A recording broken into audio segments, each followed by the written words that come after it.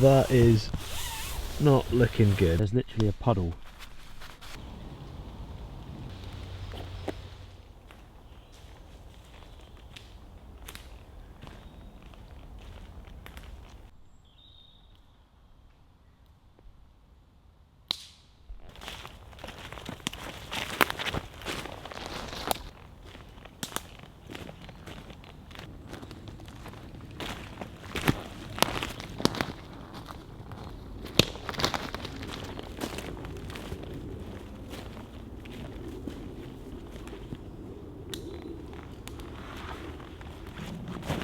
Hello, welcome to another episode. I'm back here in this beach woodland. It's a stunning backdrop. I've not actually been to this part of this woodland before, but it's really peaceful and it's a really pretty location. And today I'm going to be camping in the cheapest tent I could find pretty much anywhere.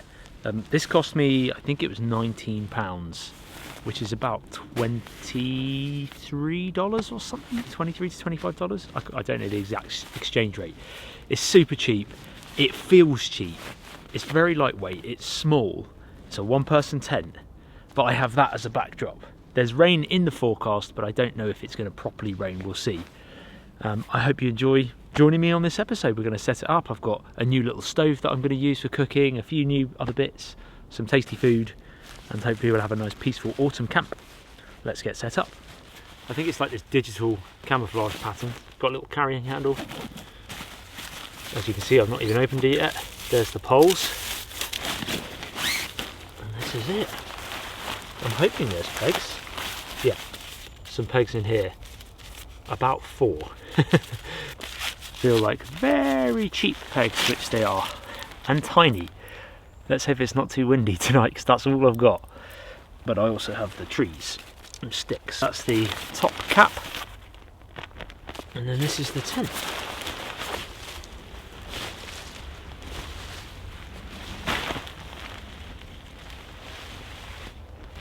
So it's a standard 2 poles. And there's no inner or outer tent on this. It is literally just, well, essentially you're setting up like an altar. They feel very flimsy, these poles.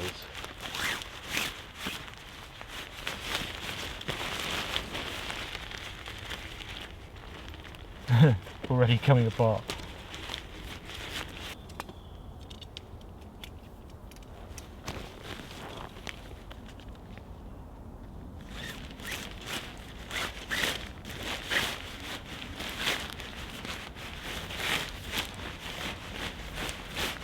This is the moment where a lot of cheap tents fail, when you go to put the poles in and they snap.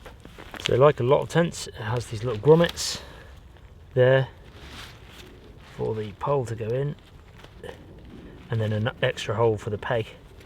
It's got these all around. The stitching, it feels pretty flimsy, so let's see what it does under tension.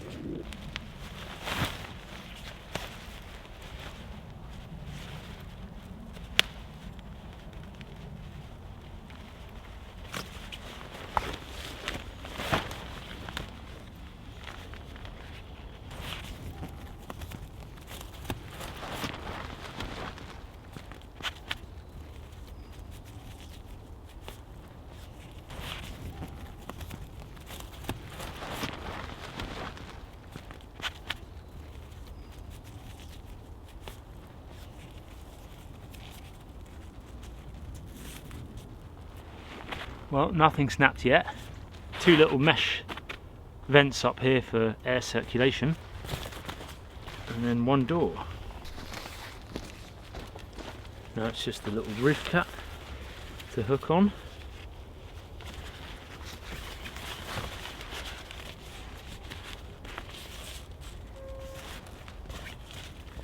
And there we have it.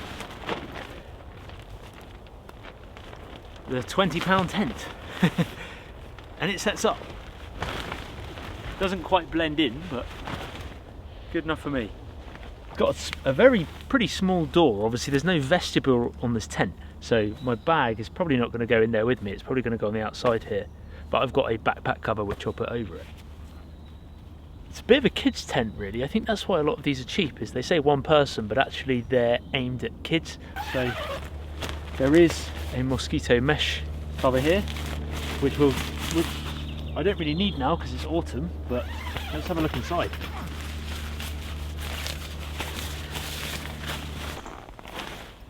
Oh, let's get my shoes off, hold on. This actually does remind me of a tent I had as a kid, and often tents that I'd camp in with my mates. It was this type of tent. Oh, right.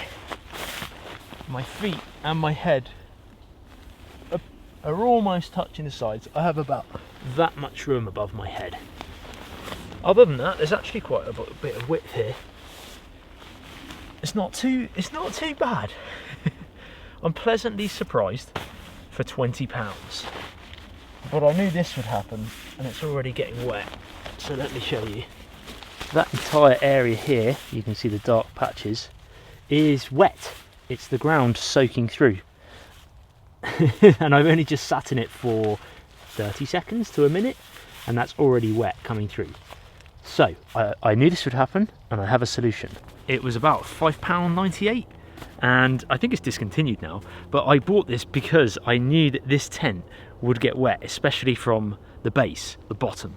And the thing is with a lot of these cheap tents is people judge them by their kind of hydrostatic head, their waterproof ability on the top, but it's often the bottom, especially throughout winter months where it's been damp on the ground and there's been lots of rain. It's often on the bottom where they just get saturated, and as you lie on it, it squeezes all that moisture up, and you end up sleeping in a puddle, even though it might not have rained. Obviously, I'm fully expecting to leak if it does rain. So my thinking was to buy the cheapest tarp I could, and basically just use that as a ground sheet, because this doesn't come with a ground sheet. So that's exactly what I'm going to do.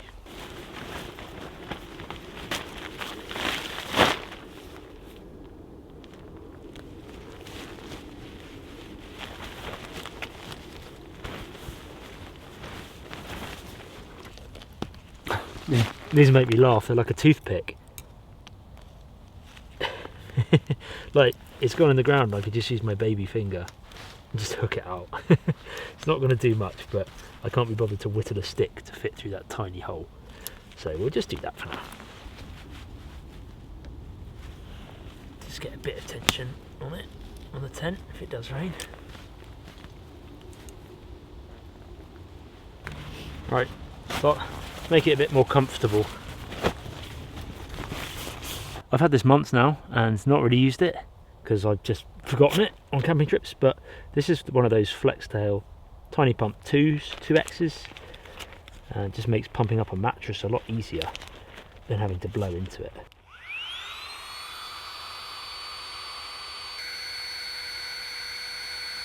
So you might hear shotguns in the background, and that's because I'm in an area where there's lots of shooting. It's pheasant shooting season, and so yeah, you'll hear a lot of gunshots. I used to think these were sort of gimmicky, but then I realised like that they're multi-use, because it's not just a pump, it's also a lantern, and it can hang from the inside of the tent. And it's got this little cover which sort of dulls the light a bit and makes it a bit more of a lantern. Just a little night light. It's got different brightness settings as well. There you go. That's the brightest. Doesn't seem very bright now, obviously, because it's daylight, but handy anyway. Actually, does this tent even have a hanging thing?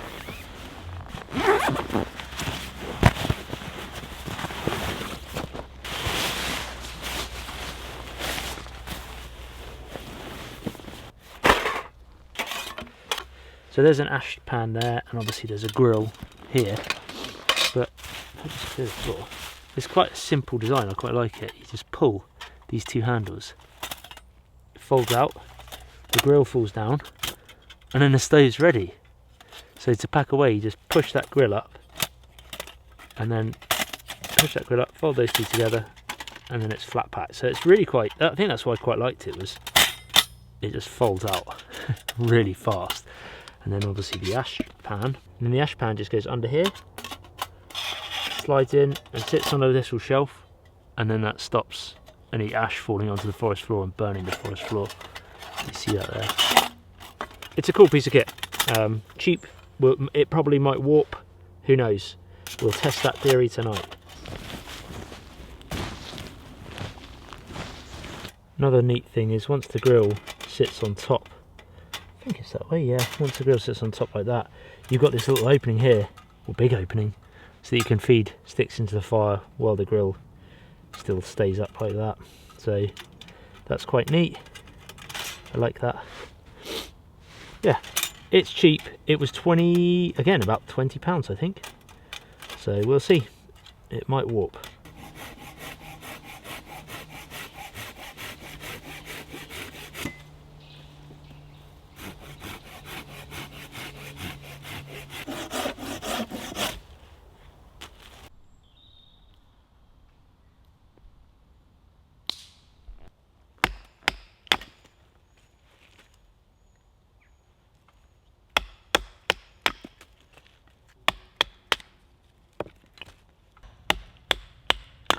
Right, split up some wood because we're losing light fast. I'm always late when camping. I've chucked out my little ground sheet, waxed canvas ground sheet, which just keeps all the wood dry and it folds up to nothing. So the sun is starting to set. That is pretty much an hour of sunlight left.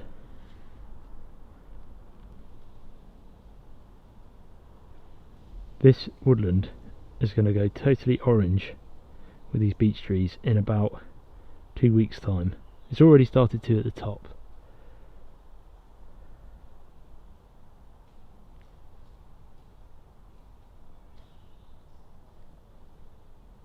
Just see them going orange now at the top.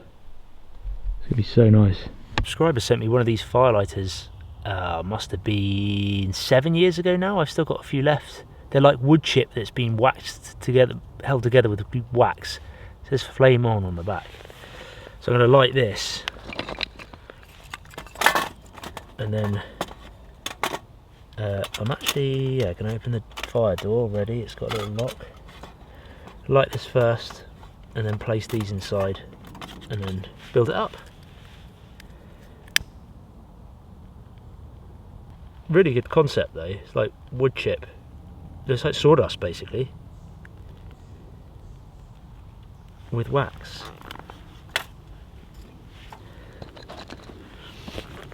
And then I'm just going to let these ignite. The other good thing about this waxed sheet is that I can sit on it because I didn't bring a chair. I don't want to just sit in my tent. I can just sit here. It's cosy and it's waterproof. Whoops. A lot of this wood is quite wet. 20 quid stove, 20 quid tent. Pretty happy with that so far. I think if it rains this tent would be absolutely rubbish. But for 20 quid what do you expect, right? You know, the old saying, buy cheap, buy twice, or buy once, cry once. Gear that is expensive, generally speaking, is better quality and lasts. You can get the odd cheap gear that actually is good, but I find it's a bit rarer these days. A lot of stuff that's cheap really is cheap and just doesn't last at all. I'm feeling a Lavu camp, by the way, guys. What do you think? Polish Lavu with the wood stove. I'm feeling one of those coming really soon. And I want to get back in that World War II tent. I'm just loving camping at the moment. Such a nice time of year to camp.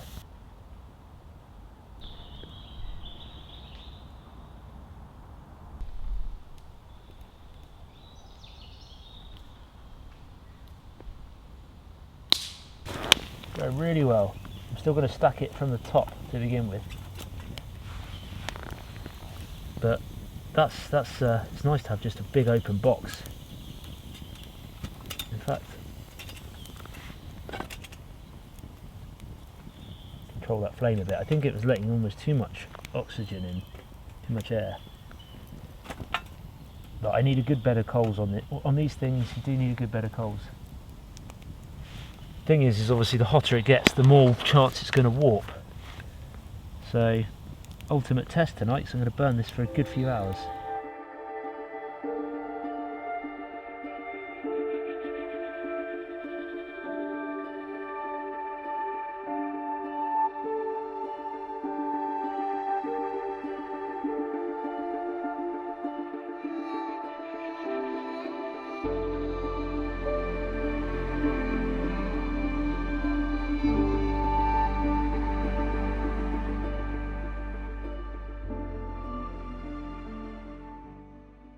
So pop the grill on.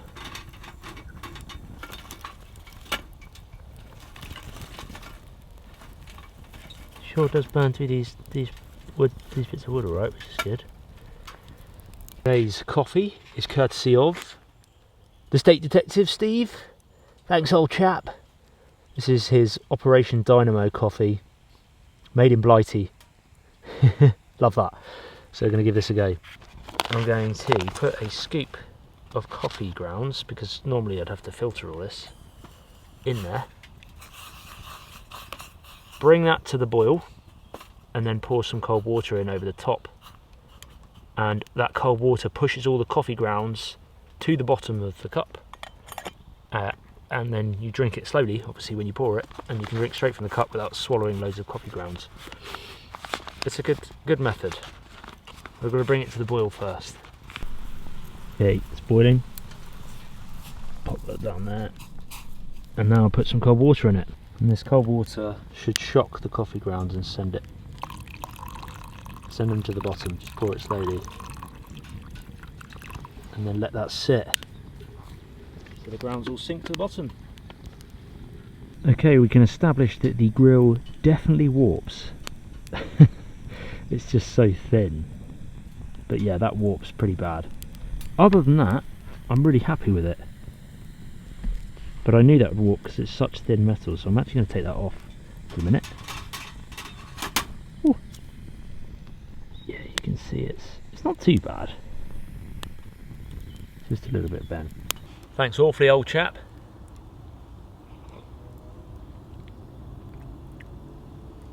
I like it.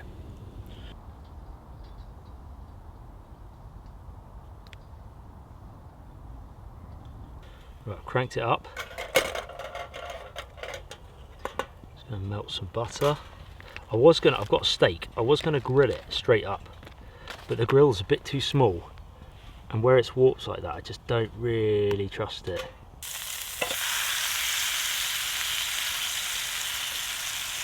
Seasoned one side. Bit of salt, pepper, nothing major. Keeping it simple.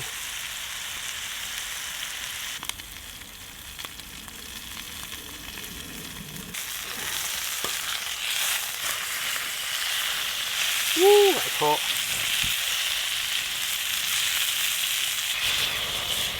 Woo! Need to set the tent light. Right, let's load up the fire. We want to keep that going. I'm glad I didn't grill it, because I think I would have just burnt it on the flame. It's not, I can't move coals around to get certain areas. It's just one hot spot all the time, and it's not like I'm cooking on the coals. It's always a bit of flame. The coals are right down in the bottom, so I probably wouldn't grill on this as much because it will just burn food. I've actually got this sage, garlic and chilli dip, which I'm gonna spread all over this because it looks damn nice. It smells amazing.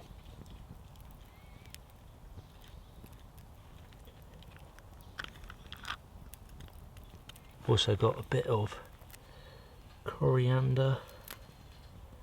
Really like coriander, my favourite herb.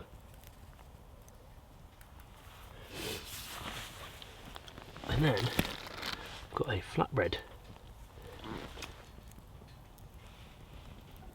Oh, yes please, does look nice. Loaded up.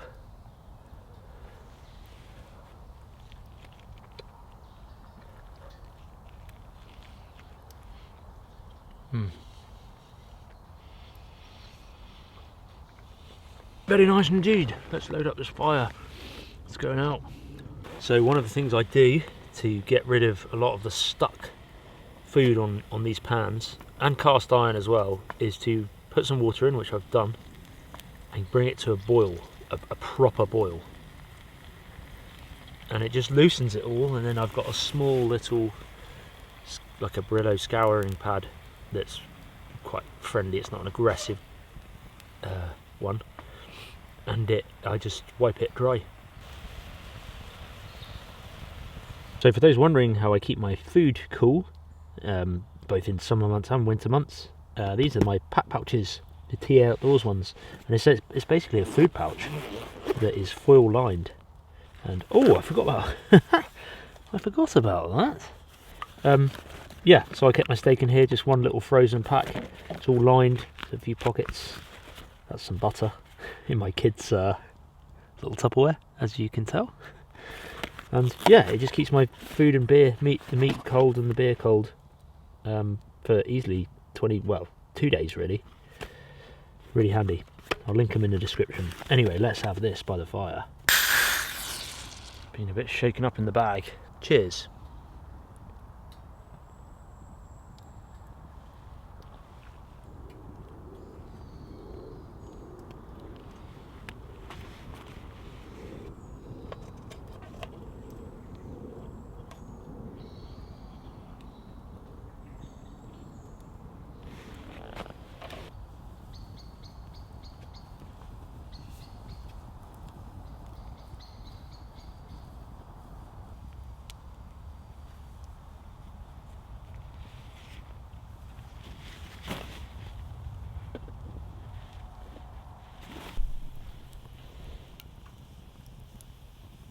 Right, using the lantern as a camera light at the moment, but I've got the rest set up in the tent. I've let the firebox thing burn down to coals now, because I'm not going to be using it for heat. I've just sat here having that beer and just feeding it with the rest of the fuel that I cut up and split up. I'm also interested to see how much space there is. I'm going to try and get the backpack into the tent at the same time next to me, just because it says it's a 2-person tent, kind of 1 to 2 person, but I think it's more like, it's definitely a 1-person tent. And I'm going to just see if I can get the backpack in next to me and see how the night goes. It smells like paraffin. Well folks, I'm in the tent and it's a pretty tight fit. Let me show you. My head, I have to sleep diagonally. So my head's here in the corner. There's the door and my jacket, and then there's my feet in the corner over here. I'm having to literally sleep diagonally because there's not enough room. And I don't know if you can see, but there is condensation already. Oh yeah, by the way, this is the lantern, the flex tail thing on lantern, with the lantern on top, which kills off which sort of dulls it down a bit more, makes it a lot less sharp. I quite like that. Basically like a night light. But yeah, there is some bad condensation somewhere. You can see it actually. Here you go, look, there's the condensation. Already 8 o'clock at night. Watch this, watch my feet. That is not looking good. So don't touch the sides, because obviously the wet comes in anyway. This will test the old sleeping bag as well, see how waterproof that is. But yeah, it's not great. So it'd be interesting if it does rain. It's not, I checked the forecast and it's not as heavy as it said it would, but we'll see. I think condensation is going to be the problem tonight. I'll just sit and lie here for a bit and then probably head to bed. Exciting stuff, these winter months. Not loads you can do, especially when you've only got a tiny little fire pit thing. And I've saved some wood for tomorrow. But clocks change in 4 days time? Or a week? Yeah, not long, end of the month the clocks change, and then we're dark at 4 PM pretty much.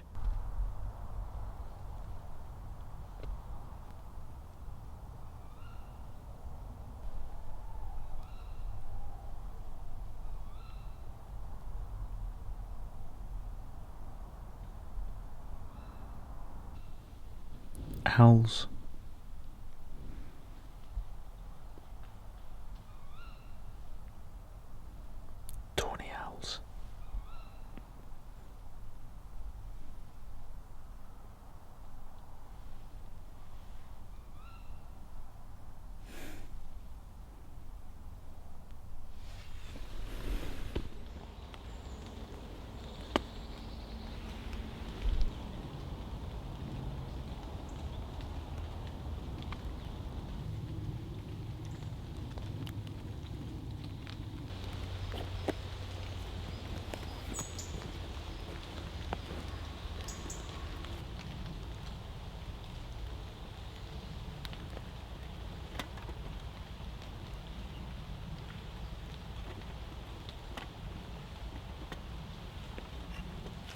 So this is another reason I always carry this waxed canvas sort of sheet, ground sheet, because I can keep all the firewood dry that I've chopped the night before, and it just stays bone dry. And I can use that because we've had the rain overnight. And I can just use that on the little stove when it's dry. Drag this out near the stove actually. So the condensation on this tent is terrible, and I showed you that last night, and it only got worse really throughout the night. And then we had rain, and it's not actually leaked too badly through the seams. It's mostly the condensation, not so much the rain. But I'll show you the ground sheet. That's where the issue is. The bottom of my sleeping bag is pretty much soaked from it touching the sides. What I ended up doing is wrapping my backpack cover, waterproof rain cover, over the feet of my sleeping bag, so that if it touched the sides of the inner of the tent, my sleeping bag wouldn't get as wet. And that seemed to work, to be fair. But it's a case of this is all going to have to dry out now back at home for the second week in a row of drying gear. It's just what comes with this time of year. Otherwise though, you know, it's cramped on the length, that's what it is. So from here to here is where it's really small. The width was fine, but you can see my mat on the diagonal, my sleeping pad is touching both sides, and it's really quite annoying. So pretty rubbish night's sleep. This is where it's a letdown. Here, the thin ground sheet, even with the tarp ground sheet underneath here, it's still just got wet through that because the tarp material's cheap, and that's what you get for being cheap. But 20 quid, I still slept in the tent. It's a good sort of backup tent.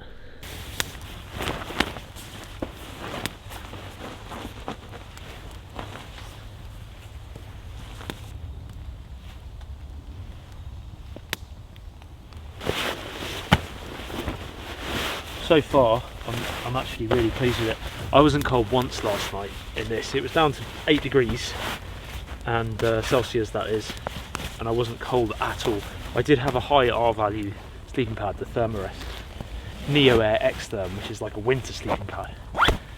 So there was no worries about getting cold from underneath me. But yeah, I sort of wore a few more layers. I wore my jumper in the sleeping bag, which I wouldn't normally do, but because it's a 3-season bag. But yeah, so far so good. I will keep updating you throughout the season.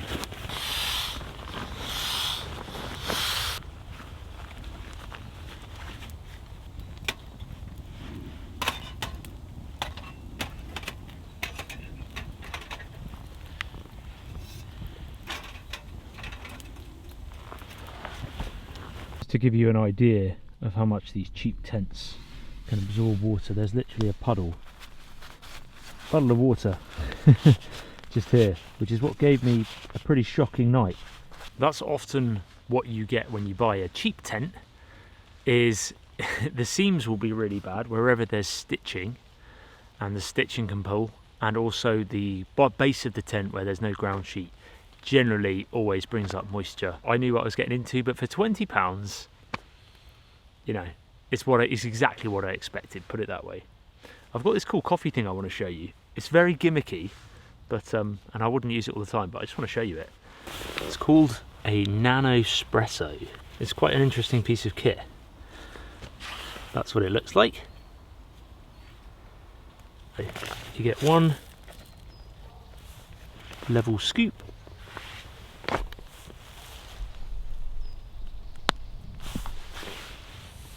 Pop that in here, I believe. Compact it down. It's an espresso, remember, so it's only going to be small. Goes in here, like that, I think, and that goes on top. And then I fill this with water. There's my hot water. Pour that in here. Put that back on the fire, and then that goes on there, twists in. So then you twist this which unlocks this pump. Hold it over your coffee cup, then pump it. Eventually, it takes a while. There you go. And it gives you like an espresso style coffee. It's actually really nice, and it's just a little bit too gimmicky for me, but perhaps some of you wild camping guys out there who like your espressos. It's just a different way of a coffee press, really. Would have been handier if I had a smaller cup. And it just pushes away like that, and there's the espresso. I guess it could store in a cup if you wanted to take it with you camping. It's quite compact, but for me I like quite a bit more coffee than that, so it's still nice either way. It tastes alright.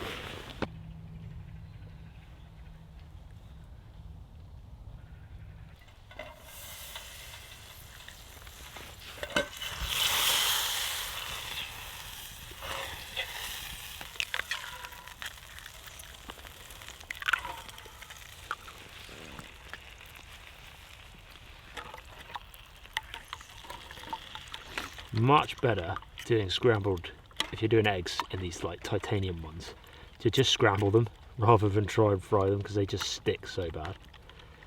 A bit of egg, and then we're going to add a bit of steak detective, garlic and cracked pepper cured beef.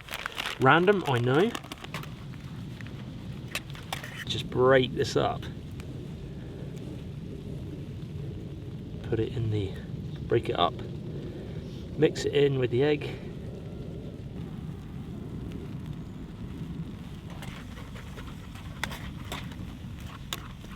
Zero out of 10 for presentation, but I'm sure it will be a 10 for taste.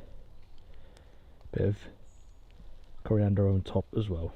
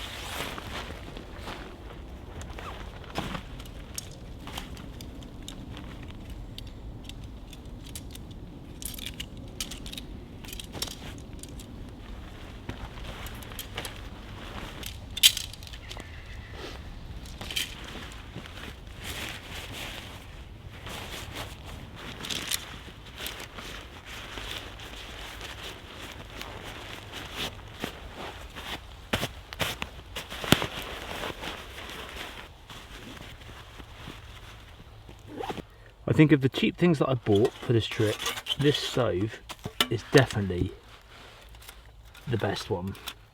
The only downside was the grill bit warped, but other than that, it's been really quite good, to be fair. Pleased with that.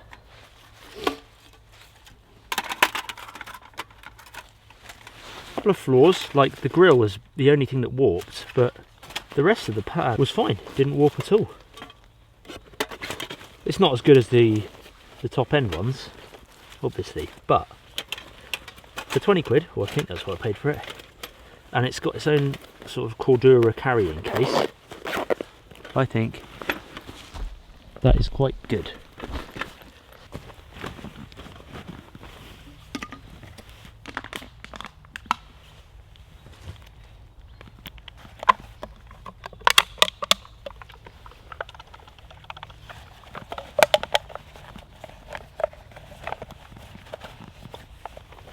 Camping in a £20 tent, cheapest tent I've ever bought, and it showed.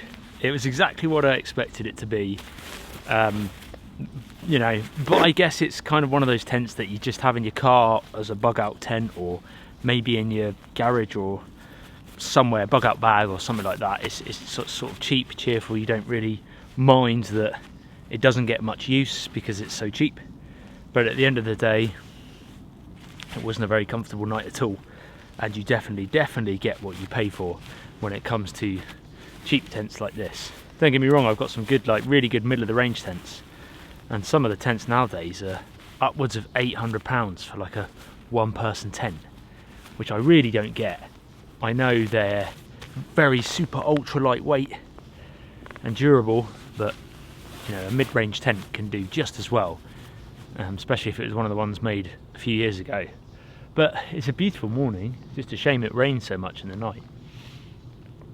It was a good fun camp, nevertheless. I enjoyed it. I hope you guys enjoyed it too, and hopefully I'll see you back in the woods for another camping episode really soon. Cheers for watching. I will see you guys in the next episode.